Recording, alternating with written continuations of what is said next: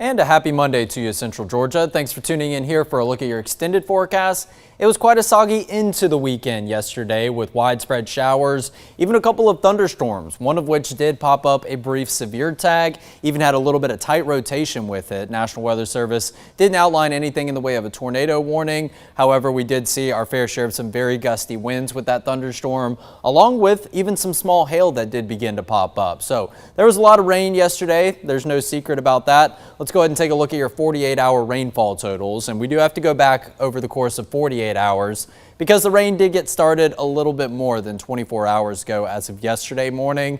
And take a look at this. Everyone in Central Georgia got something in the way of rain. It's only northern areas of Jasper County that maybe only lucked out with about 1/4 of an inch. But for the most part, take a look at some of your totals. They are pretty substantial. Even the ones that I picked out right now, Milledgeville, about 7/10 of an inch of rain. That's the lowest number that we can pick apart. Most areas have a 1 or a 2 in front of some of the numbers, but we'll break it down piece by piece from north down to the south, where we will spot mainly some totals that at the very least got to around 1/2 inch to about 3/4 of an inch of rain, which is still more than really what we've seen over the course of the last 2 months in general.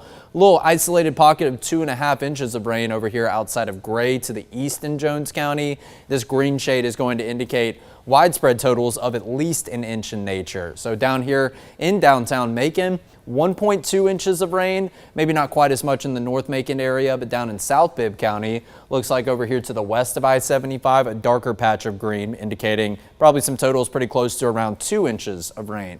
And then this isolated spot over here just outside of Roberta, actually really close to Lizella in the western end of Bibb County, right on that Crawford-Bibb County line, we saw a total of about 2.5 inches. And it does look like that we can find some totals 2.5 to even 3 inches at the very most in this patch of some yellow shades that we see mainly centered around Fort Valley over there in western Peach County. That's where we also saw some spotty areas of those yellow shades, even one over here getting just to the east of I-75, beginning to creep over into that western edge of Houston County. So 1.8 inches of rain in Warner Robins, down in Hawkinsville 1 inch, 1.6 inches in Eastman, 0.7 inches down in Cordele, another 0.7 over in Montezuma, and then we also see that total in downtown Dublin, 1 inch of rain down in McRae, and 1.8 just to the south of Soperton on the Montgomery and Treutlen County lines. So hopefully that gives you a good picture about how much rain exactly you got yesterday, and it really came in the form of kind of on and off showers throughout the entirety of yesterday. We did have some periods during the afternoon, maybe even into the morning hours, that was more consistent rainfall and even some batches of heavy rain that built in occasionally. But you were probably like myself and actually found yourself getting a couple glimpses of sunshine very briefly throughout the afternoon window just past lunchtime. Then after that, those wraparound showers and storms came back into the picture as we went into Sunday evening. But your total in Middle Georgia Regional Airport, 1.15 inches of rain. Take a look at what 1 inch of rain did for our kind of criteria for the month of February. We were down in the bottom of the very dry category and we got bumped up into the dry category. So yes, we could still, believe it or not, use some more rain here at Middle Georgia Regional Airport to get back to near normal. But 1 inch of rain did a pretty substantial number in terms of putting a dent in some of the dry conditions that we have had as of recently. So 1.23 inches total for the month of February so far. On average, we nearly get around 4.5 inches of rain for the month of February, and the record was set back in 2013, 13 years ago, that we had almost 13 inches of rain during the month of February. So if you were tuning into this extended forecast as of late last week, we did get a new update to our drought monitor, which did see some areas in Central Georgia worsen, specifically over in Upson County, portions of Lamar, Monroe, Crawford, and the northern sector of Taylor County. That's where you will find an extreme drought. That's going to be highlighted by this red color over all the way back into Columbus and some portions of East Alabama. That area did expand over into West Central Georgia. Everyone else, for the most part, does remain under severe drought conditions, which already says that you desperately could use some rain. And you will see some areas in the tan shade. That's going to indicate a moderate drought, not needing the rain quite as much as areas in the orange or the red, but you definitely still could use your fair share of rain. The only area that we are really trying to search for and hopefully get back to is, of course, areas of no color whatsoever, but we would look to get back to those abnormally dry conditions. which aren't technically drought conditions. Those really just say it's been quite a while without some rainfall, so hopefully we can continue to see some improvement on this as we go into this week's drought monitor update, which will take into account all of the rain as of tomorrow. So that means it will take into account some of those rain chances that we did get not only over this past weekend as of yesterday, but it will also take into account all of the rainfall that we did receive last Wednesday, which the totals weren't near as impressive as what we saw yesterday, but it is adding a little bit extra to some of the rainfall totals that we have seen over the past week. And I'm hoping to see some improvement with at least this latest update of the drought monitor when it comes out on Thursday morning, or it may be by the time we get into next week's drought monitor. It may take some time for maybe some of that improvement to settle in. But we have been in these drought conditions or just abnormally dry for quite a while since September 16th here in Bibb County. So obviously we are looking to put an end to that as we head into kind of a wetter portion of the calendar year as we get set to really begin the severe weather season as of the next couple of weeks, but may have just gotten an early start to it as of yesterday, where we did see that one lone severe thunderstorm warning and even some signs of some rotation. So obviously when we get some warmer temperatures in the forecast and you're starting to get into that springtime season, that's when we really do mark the beginning of our severe weather season. And right now, it kind of looks like we're off to a premature start of spring. It's going to be a dry stretch of weather to start the work week, very thankfully, after yesterday. But then we will have a few shower chances as we go into the back half of the work week and into the beginning of the weekend. We'll break down where your rain chances do stand as of right now, because to be honest, the long-range models are all over the place. So kind of believing what one says over the other, that's not going to really get you anywhere. So we'll talk about some relatively low rain chances as it does currently stand, but those rain chances are definitely written in pencil. And then could we push 80 degrees for some high temperatures this week? That's looking to be the case as we go into the end of the work week, which we'll talk about in just a moment. But it was a bit of a cloudy start today as we kick-started your Monday morning. Very thankfully, a lot of you didn't have to head out to work, didn't have to head out to school since it is the President's Day holiday. But those folks that did, you were greeted to plenty of clouds in the sky, especially over to the west. And that's where we continue to have at least a couple of cotton balls that are over there as we look to the west here at the Georgia National Fairgrounds. And along with that, we do have a bit of a light breeze, somewhat of a northern component to it because the flags are blowing from right to left, and this camera once again does face over to the west. Actually looks like a cloud is directly in between the sun and the surface right now at the Georgia National Fairgrounds, because we were getting a glimpse of some of that shade right there in real time. So temperature map all across the eastern United States. It is pretty interesting right now. 61 degrees in Macon, a little bit warmer than Montgomery, a little bit warmer than Charleston, but take a look at this. Areas like Kansas City, St. Louis, up into Wichita, these areas that are typically well colder than down here in the southeast, they're hovering in the mid-60s already. So it does look like we have a warmer air mass that is kind of settling in, at least across portions of the Central Plains, maybe getting into the Missouri Valley region of the country and down here into the deep southeast. But the colder air does remain present up into areas near the Great Lakes, getting up into the mid-Atlantic, and of course New England. 46 in Washington, 38 in Virginia Beach, and I think 38 takes the cake for the coldest temperature that we can spot. Obviously you see Green Bay and Minneapolis up there behind the banner. Can't quite see those numbers. I imagine they're colder than 38 degrees, but the number within view that is the coldest, that goes to Virginia Beach, something we typically don't see this time of year. 72, that's your warmest number, and that goes down to the southern tip of Texas over in Laredo. Down here in the southeast United States, good mix of the 50s and the 60s. It's even pretty warm up in Rome right now. Rome warmer than Atlanta and in Athens, where we can see maybe a patchy area of some of that light blue color. We did have a bit of a wedge setup this morning, and what we mean by that is that northeasterly breeze propelling a cooler and a drier air mass down into central Georgia, mainly into northeast portions of the state. That's typically what we see when we see high pressure centered to the north of us in the Appalachian Mountains. They kind of act as a bit of a dam, if you will, or a riverbank. Think about the water on the side of a riverbank. It obviously can't go over that riverbank unless you are to get more rainfall or some flooding of sorts, but that riverbank guides the water farther downstream. So what those Appalachian Mountains are doing, kind of think of that as the riverbank, and that's allowing for that water, or in this case, the cooler air, to filter down into areas in the deep southeast. But not really seeing too much temperature difference anymore. We are maybe seeing some slightly cooler numbers up to the northeast, but mid and upper 50s compared to some areas that are just now climbing above that 60-degree mark. Even a 54 at the coolest over in Butler, but that's also kind of telling the story that we do have more clouds present over to the west compared to over to the east. So that's why some areas like Butler and Thomaston are still hovering a little bit cooler than the rest of the bunch. So there is a steady breeze right now. Some gusts all the way up to 22 miles per hour that we do spot in Vidalia, 18-mile-per-hour gusts in Swainsboro, 17-mile-per-hour gusts all the way down in Crisp County. But for the most part, your sustained winds anywhere from around 3 to maybe 10 or 12 miles per hour. And some of those occasional gusts have the potential to climb up to 20 miles per hour if you are in some of these yellow shades. So I imagine some portions of Wilkinson, maybe Washington and Johnson counties are popping up some occasionally gusty winds that are seeing that yellow shade right now. And would you look at this satellite imagery? Cloud cover over in areas like Taylor County, portions of Crawford County, portions of Upson, Lamar, Monroe counties.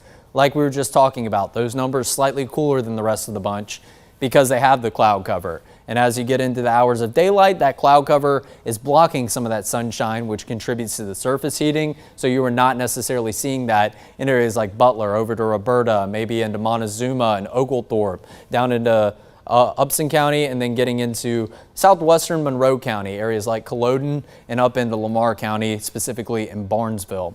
So satellite and radar does show maybe a few clouds, really just over in west and southwest Georgia. This little batch right here as you go up I-85 from Atlanta up towards Greenville, and then some down here in the southeast corner of the United States as you make your way down I-95 getting into the Jacksonville area.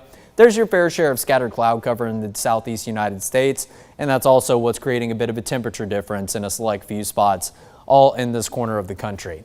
But let's go ahead and circle back to yesterday where, believe it or not, at some point either early yesterday morning or maybe even late last night, we got down to a low temperature of 50 degrees. So once again, these temperatures, the low and the high, are not necessarily going to be reminiscent of the morning or the afternoon time frame. We can hit our low temperature at different portions of the day, but over the last 24 hours, the low temperature that we did see during the duration of your Sunday was 50 degrees. 68 was your high temperature, so I imagine that was driven by maybe some of those peaks of sunshine we were talking about in the early afternoon, and along with that, the increase in moisture content. That low pressure center really passed kind of directly over us here in central Georgia, maybe just to the north of us, and it's in a big influx of moisture, and sometimes you don't even need peaks of sunshine to lead to a temperature warm up, say into the 60s, when the dew point temperatures do get an increase up somewhere into the 60s as well. So 63, your average high temperature this time of year, 39, your average low. Looks like those numbers remain unchanged from the end of last week. 82, the record back in 1989. 1943, 16 degrees. That's your record low temperature. Didn't really get close to either breaking the record low temperature or the record high temperature as of this past weekend. But we did finally put a tally on the rainfall portion of this almanac. 1.15 inches of rain, like we were just showing you on some of the earlier graphics. So your year departure of rain, it is down to around 3 inches below where we should be at this point of the year, but that is kind of beneficial. We would see this number very likely above 4 inches below where we should be. This would be a -4 in front of the numbers, so we did put a little bit of a dent in it, but obviously we need some totals maybe up to about 3 or 4 inches in order to put this number back around where we should be on average. I think it's going to take a couple of substantial weather makers in order to do that, and it's actually going to have to come one after another, really. We're going to have to get the frequency of these systems that cause some widespread rain up before we can start talking about we're around where we should be at this point of the calendar year, but we are still continuing to start 2026 off on a fairly dry note. Sunrise yesterday was at 7:18 and the sunset was at 6:20 p.m. So we now have just over 11 hours of daylight, and then we are going to work our way back to around 12 hours of daylight as we go into the near future, and eventually we will get more hours of sunshine as opposed to more hours of nighttime. So over the last couple of days, we've had our fair share of eventful weather stretches, but believe it or not, it hasn't stopped one thing. We are now at a streak of 7 days in a row where we've had above average high temperatures. Even despite the cloudy skies, even despite rain in the atmosphere, we saw some temperatures in the mid to the upper 60s Thursday into Friday, into Saturday, and all the way into yesterday, which marked the second consecutive day in a row where we had a high temperature of 68 degrees. So your tally for above average days for the month of February, now nearly double what we've had in terms of below average days. And that was mainly present just during the first week of the month, where we're still trying to hold on to a bit of that very frigid cold Arctic spell that we did in the month of January with. So it does look like we are going to continue this streak and make it 8 days in a row with some above average temperatures. We did have some morning fog this morning, but it wasn't necessarily too dense in nature. It was more of a story of a mostly cloudy atmosphere that is beginning to clear out. So sunny with a light breeze through the rest of your President's Day afternoon. Like I mentioned, gusts up to 20 miles per hour could be possible. And then there's that high temperature. 70 degrees for a high temperature, which we don't even need to get to the 70-degree mark to be above average, but it does look like your average high has ticked up 1 degree, now up to 64 degrees later this afternoon. Nonetheless, it is going to be slightly above average once again, full of sunshine, a bit of a light breeze, and these numbers are only going to get warmer as we go into the tail end of your work week. So here's a look at your hour-by-hour warm-up. Topping out at 67 degrees, which makes me pretty confident that we'll go a little bit above this like we have been doing over recent days, and we will start to flirt with that 70-degree mark later on this afternoon. 66 and then eventually getting down into 63. I think the numbers will be a little bit warmer during the beginning of your evening time frame, as I am forecasting them to get a little bit higher than what they will sit at around 3, 4, and 5 o'clock. So surface map wise, not too much going on in the eastern United States now. It does look like we are going to continue to watch this high pressure build in. And this is a big reason why we have seen maybe something that has been indicative of a wedge setup, because of this clockwise rotation courtesy of the high pressure. And that is filtering in some winds coming down from the east and then eventually the northeast on the bottom half of the center of high pressure. So that's why we do have a bit of a northeasterly breeze right now. But our active weather this weekend, we did mention it was caused by a center of low pressure, and now that has moved off the Atlantic coast. It's just over to the east of states like Maryland, Delaware, or just kind of to the southeast of Philadelphia. And you can get a really good depiction of the circulation this is causing. This low pressure center kind of causing an oval of counterclockwise rotation. And this was a big reason why we saw that wraparound precipitation yesterday afternoon, because the front passed through a little bit earlier in the day, but then this rotation behind the frontal boundary led to some more moisture on the top of the center of low pressure getting dragged down on the backside of it. And that's why we did see another round of showers and a couple of storms into the later hours of yesterday. But that is a thing of the past now. It's getting out of the picture, and we're not looking at any more implications from that low pressure center in your forecast as we go throughout the next couple of days. In fact, just go ahead and get used to a whole lot of nothing for your Monday and your Tuesday. We're talking about mostly sunny skies, maybe not completely clear. We will have an occasional cloud or two that passes through tomorrow.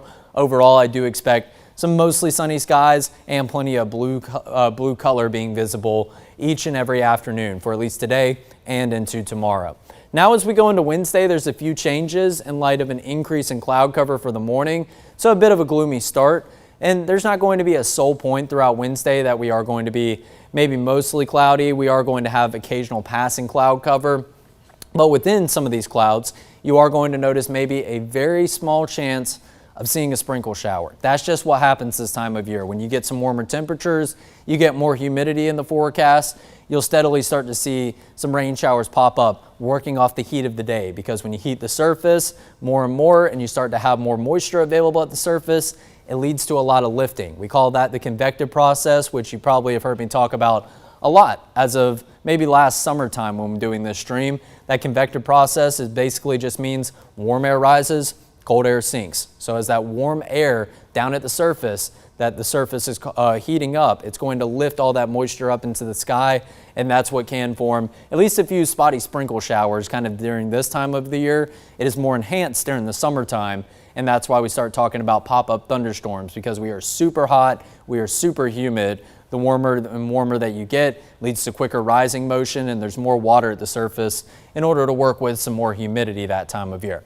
But enough of the science lesson. The main thing you need to know about Wednesday, just some partly cloudy to mostly cloudy skies, and you will have about a 10% chance of a sprinkle. And it looks like for the first couple of hours going into Thursday, that is also going to be the case for the fourth day out of the work week. So here's a look at your future view wind gusts. We will have some gustier winds over to the east and southeast throughout today, maybe an occasional gust up to 20 miles per hour. Overall, as we continue into the afternoon and evening, that breeze does subside. Nothing really in the way of gusty winds tomorrow. We might have an occasional gust up to 10 miles per hour, but it's Wednesday that we start to get a bit gustier in nature, and that's mainly in the afternoon. Some gusts up to 20 to 25 miles per hour possible, and then we go all the way into Thursday where we could have a little bit of a slight breeze lingering, but nothing in the way of super gusty winds looks to be in store over the next 3 days. So 70 degrees for that high temperature today. I think we'll hover around the same number as we go into tomorrow, 71 for a high temperature. But the difference between tomorrow and today, number one, you might see a spotty cloud or two, but that's not too much of a difference. It will still be a forecast dominated by sunshine tomorrow. But 38 degrees, going to start out a little bit chillier in the upper 30s, around where we should be this time of year. Remember, your average low sits at 39 degrees, so your temperature is going to return a little bit closer to average for the morning low. Your afternoon high temperature is still going to run a couple degrees above that average high of 64 degrees. And then we go into Wednesday as we get more clouds in the forecast overnight Tuesday into Wednesday morning. That's what leads to a slightly warmer temperature to walk out the door to on Wednesday compared to what you see on Tuesday. Then 74 for a high temperature on Wednesday afternoon. Even despite the increase in cloud cover, we'll still receive plenty of sunshine, which is why I kind of went with a partly cloudy icon. Those peaks of sunshine allow for a warm up into the low and maybe even potentially the mid 70s as we head into the afternoon, and holding on to a very small 10% chance of a sprinkle. And 10%, once again, honestly overshooting it. Those are just days that we want you to be on guard for maybe coming across a sprinkle shower and not to be completely unprepared for. It's nothing to even bring the rain jacket out for. It's just a very brief and short-lived light shower if you do see anything whatsoever. And it's just going to be in those areas that hold on to a little bit of cloud cover throughout the day on Wednesday.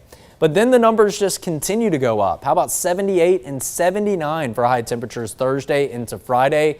We're making a push towards the 80-degree mark. In fact, we even have some models that are calling for the low 80s as we go into Friday afternoon. So we very well could see these numbers bump up to having an 8 in front of them instead of a 7. But overall, the main thing that you need to know is Thursday and Friday, they're going to be somewhere in the neighborhood of around 15 degrees above this average high of 64 degrees.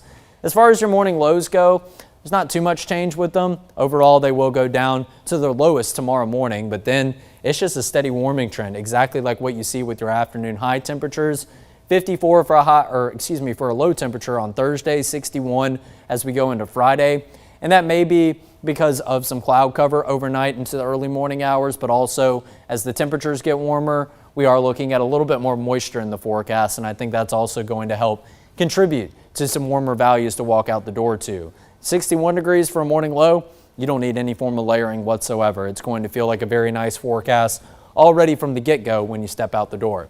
So going into Thursday afternoon, the long-range models, like I was mentioning, they continue to really be all over the place right now. You'll see some spotty shades of blue. You'll see some patchy areas of some green. Overall, whatever you see in the way of rain chances, not that impressive for Thursday. So I've kind of went with a very similar forecast for Thursday as what we do see on Wednesday. That's where we're going to have some on and off cloud cover. You'll have about a 10% chance of seeing a sprinkle, but overall it's more of a story of those well above average high temperatures. And then as we go into Friday morning, it looks like maybe a more organized weather system trying to take shape, maybe something in the form of a frontal boundary.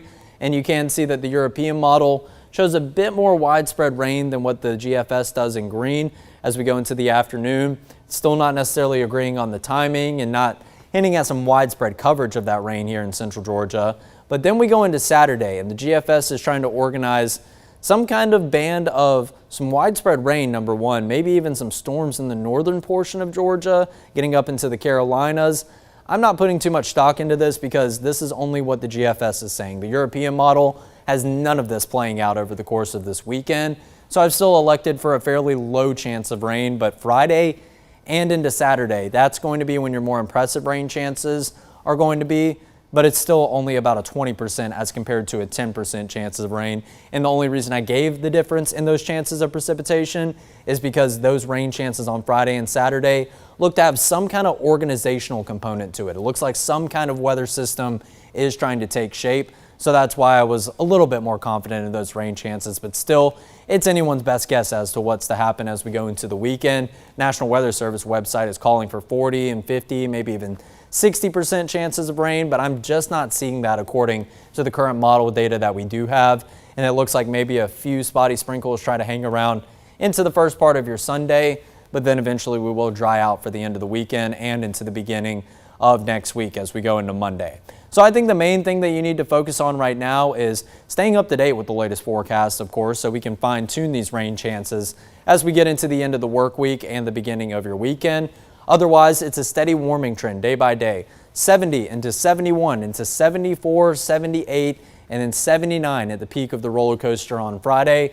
Then we start to drop the numbers down just a little bit, which makes me think that some form of a frontal boundary passes through as we go into the weekend ahead, which does make sense. We were seeing signs of one trying to form that brought those Friday rain chances. Well, maybe it's starting to slowly usher in some slightly cooler air into the forecast as we go into Saturday. But then as we roll into Sunday, that's where we actually start to see a dip in the numbers. And it's really going to more so maybe be a little bit in the morning lows, but the afternoon highs get back down below 70 and about where they should be this time of year. I imagine your average high temperature will probably creep up to around 65 degrees as we roll into your Sunday afternoon, but 66 degrees for a high temperature paired up with some partly cloudy skies, maybe about a 10% chance of a sprinkle as of right now. That's going to be a great forecast. None of these rain chances are worth canceling any plans that you do have outdoors as of right now. Maybe you want to go catch a Mercer baseball game. Maybe you want to go watch some college baseball teams elsewhere up in Atlanta. Go watch the Georgia Tech Yellow Jackets. Watch the Dogs up at Foley Field. I still think that you should go ahead and continue to keep your weekend plans. Just stay updated with the forecast. I know we say that all the time, but it's not to take away from the fact that things always do change with your weather. In fact, when I was doing my extended forecast last Friday, we were talking about the weekend chances. I was not even confident in anything besides a few rumbles of thunder, but that changed as soon as we got into Saturday morning, where we saw an SPC risk that was expanded, even a level 2 in our southernmost counties. And in fact, our lone severe thunderstorm warning, it came in a level 1 shaded area, not even a level 2 shaded area. So things can and will change with the forecast. That's why we always tell you to continue to stay up to date. It's not something that right now you need to stay updated with around the clock. Just tune back in to this extended forecast tomorrow at 11 a.m. We'll have a better idea, hopefully, of what's going on as we get towards the weekend, but we may not, and we'll continue to communicate that effectively as we get closer and closer to try to help you fine-tune those weekend plans that you do have. But in terms of the fall spring, it's continuing to roll on. In fact, we are dealing with temperatures all throughout this week that are very similar to last week. However, even a little bit warmer as we go into the end of the work week. Signs of, yes, seeing a little bit of a cool down, but I'm not seeing anything substantial that would say maybe confirm the groundhog's prediction of 6 more weeks of winter. So far, that has not been the case. Ever since Mother Nature heard about those predictions, she said, not so fast. I'm going to give you a premature taste of spring. And we're very thankful for it. But obviously, when the temperatures get warmer, I did mention it, you can get more moisture in the forecast, and that can lead to more effective rainmakers, which we desperately could use, but they also might come at the cost of having a severe weather risk as well. But not seeing any signs of those throughout the work week. This week, it's just going to be a story of some very warm temperatures that you are going to want to soak up while they last, because it is important to note, while we are in the tail end of February, we're getting ready to cross over into March. 33 days until the official start of spring, and once we get into that official start of spring, I'll feel more confident that we won't see a big major cool down in store, but we don't see any signs of that even in the extended forecast, so that is going to be good news. Hopefully we can roll into the month of March on a very warm note and not deal with too much of a severe weather risk, but just be prepared because those severe weather systems will continue to come a lot more frequently over the next couple of months. So that's going to do it here for your extended forecast this Monday. Like I said, you have weekend plans. You want to know what's in store for Friday and Saturday. Continue to tune back in each and every day at 11 a.m. We'll be breaking down your forecast in depth and help you fine tune that forecast so you can enjoy any outdoor plans with friends and